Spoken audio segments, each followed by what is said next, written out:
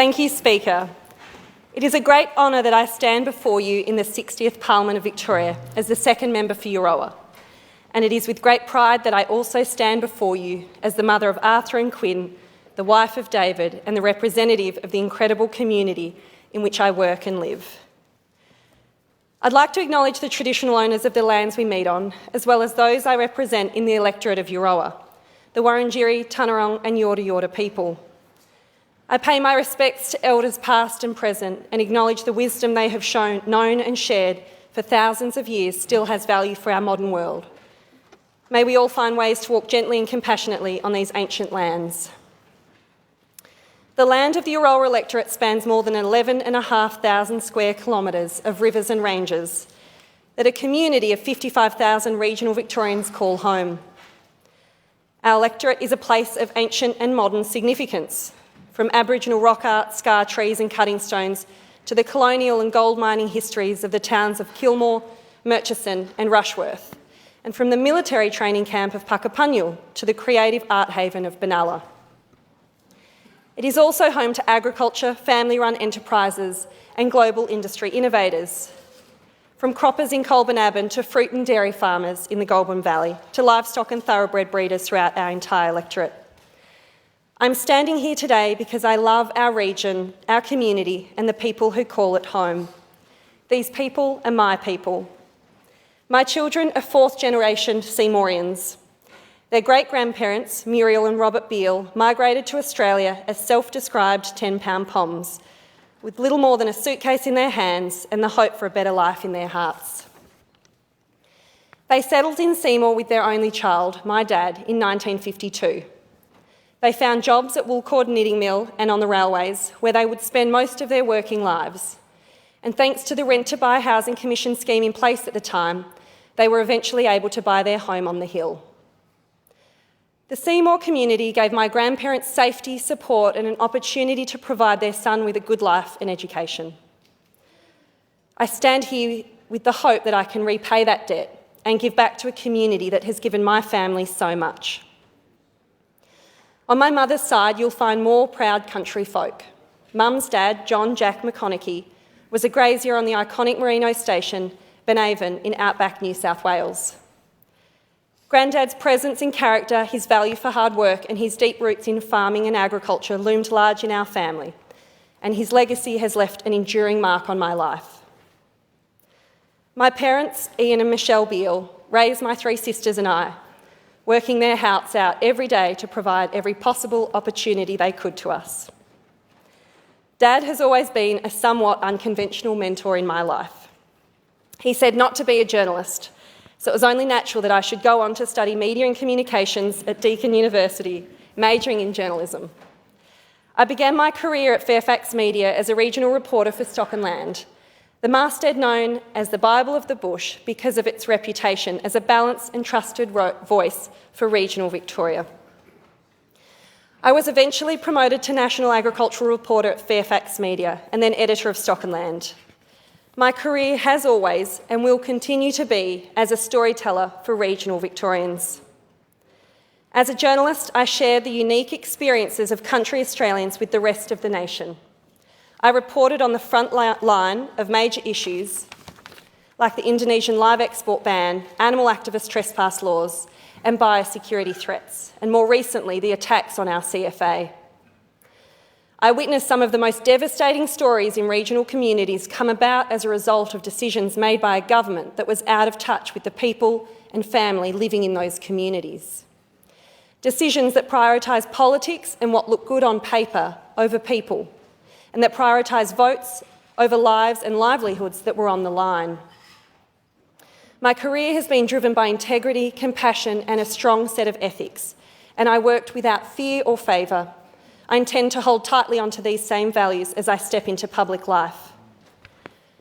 My dad also said not to be a farmer, so it was only natural that while pursuing a career in journalism, my husband David and I independently bought a farm in the southern Strathbogie region of Tarkham. We are proud farmers who are focused on ethical and sustainable production, but we ultimately chose this life in the hope that we could give our children the same country upbringing we both enjoyed in Mansfield. We are so grateful to have the opportunity to raise our kids in this community. But we've also experienced firsthand that living regionally comes with a cost. Right across country Victoria, our communities are living with inferior healthcare, lower than average educational outcomes and deteriorating infrastructure. And the unprecedented pressure on our resources is being exacerbated by a population shift out of Melbourne and into the regions.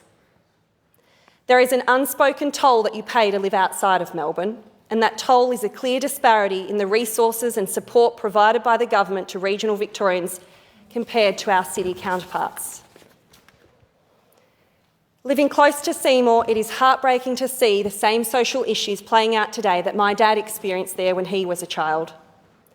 According to the Dropping Off the Edge report, which looks at social data from the last 15 years, the Euroa electorate is home to some of the most locationally disadvantaged communities in Victoria, with Seymour and Benalla consistently reported as having some of the highest rates of domestic violence, child abuse and poverty in the state.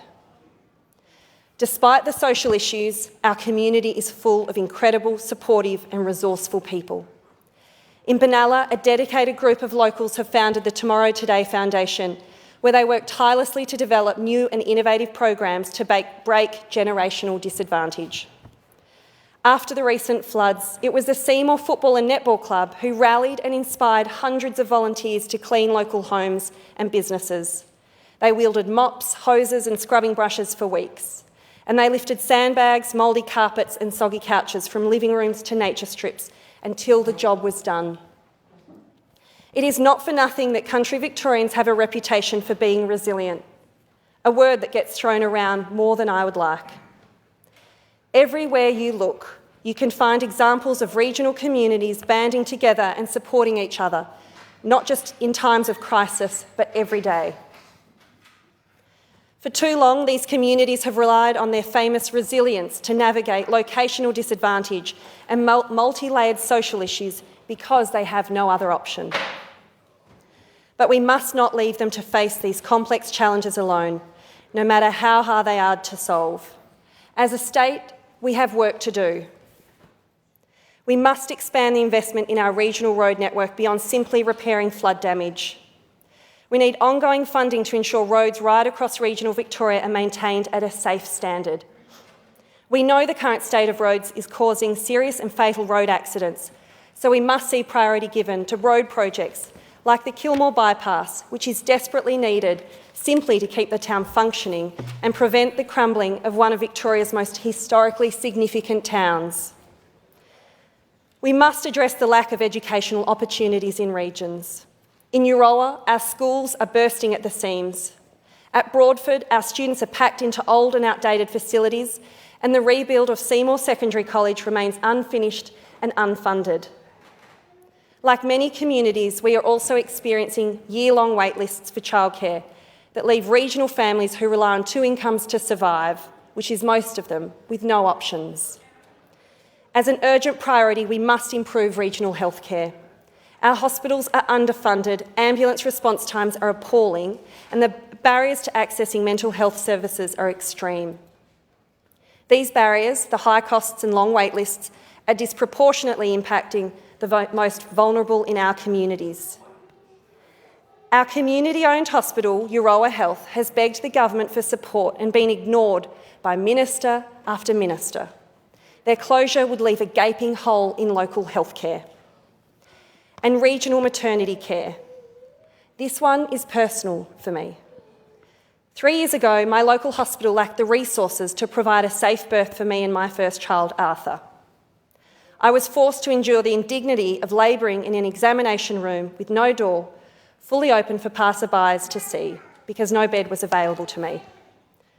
And after hours of labouring with no privacy, I was left with no choice but to have a caesarean to deliver my son. I had no option but to undergo major surgery, not because my baby or I needed it, but because a lack of critical resources at the hospital meant there was no guarantee of a safe birth by any other means. After this experience, I resolved to fight for better. I became a community advisor working to improve health and safety outcomes for patients at a local hospital under pressure from extreme population growth and negligent government support. Because unfortunately, my birth story is not unusual. I have had countless conversations with women just like me. Women like Ellen from Nagambie and Meg from Heathcote. Meg had the first baby born at her local hospital in 30 years. She initially presented at a larger regional hospital in labour, but was turned away because they were too busy.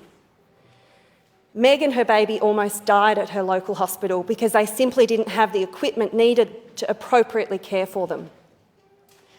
The critical lack of resources in our regional communities is very genuinely putting lives at risk. It took me 6 months to look at the physical scar I was left with thanks to an underfunded regional health system that was pushed to failure. I stand here today still bearing that scar.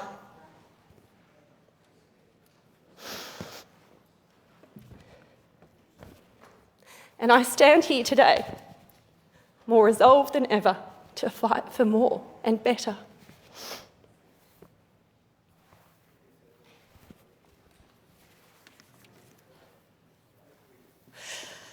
Every aspect of regional Victoria's health system is deteriorating. Every week I hear worrying stories about the demand on our health workers with staff shortages and endemic burnout, clear signs of a health sector under immense stress.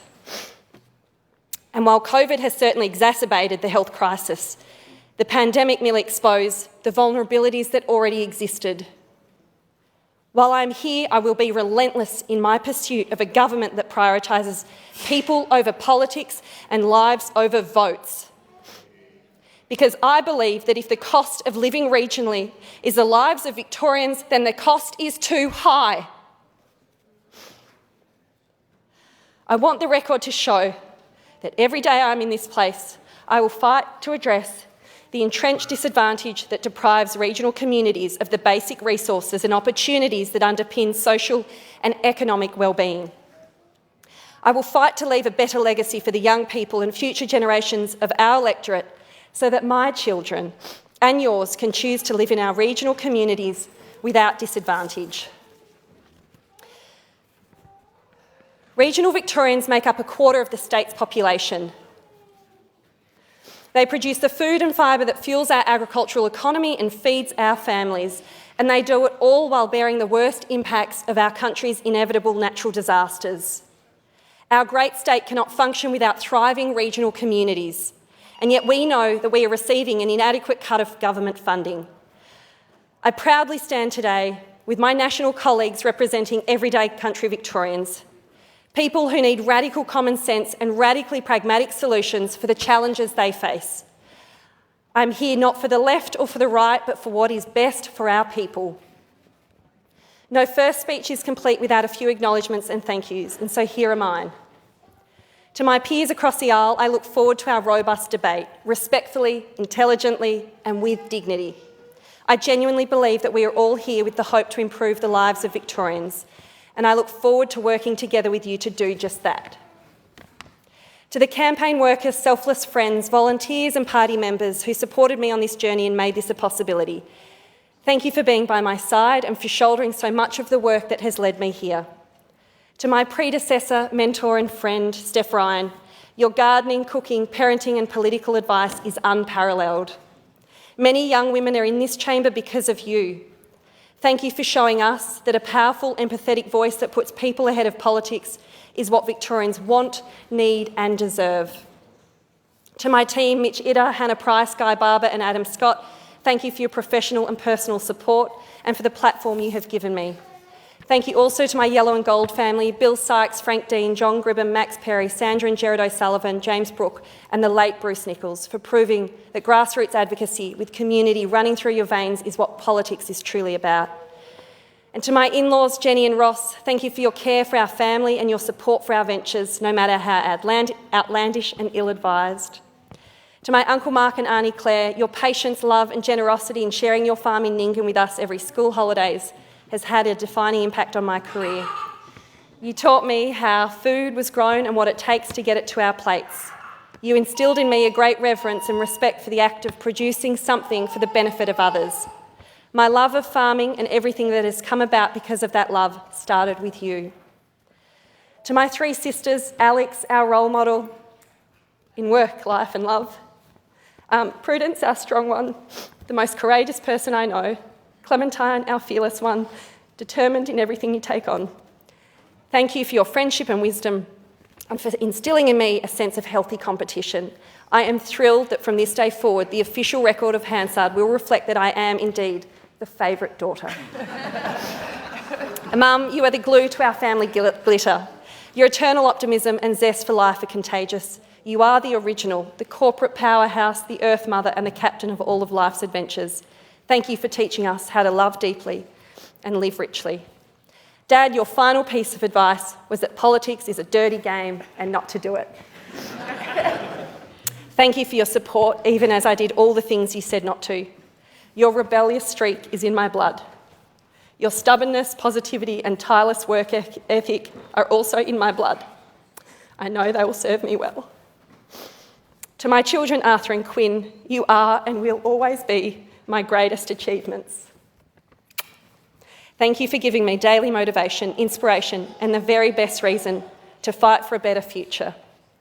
And my husband, David, my calm in the storm, my steady hand, thank you for stepping up for our family and thank you for the sacrifices you have made so that I can stand here today for our community.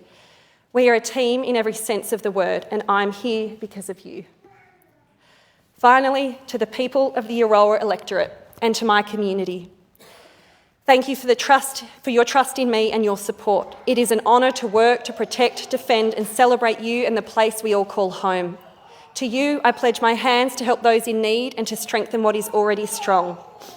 I pledge my ears to listen with compassion. I pledge my eyes to look forward with hope. I pledge my heart to share in your joys and challenges. And I pledge my voice so that you may always be heard with power and determination in this place of influence. Thank you.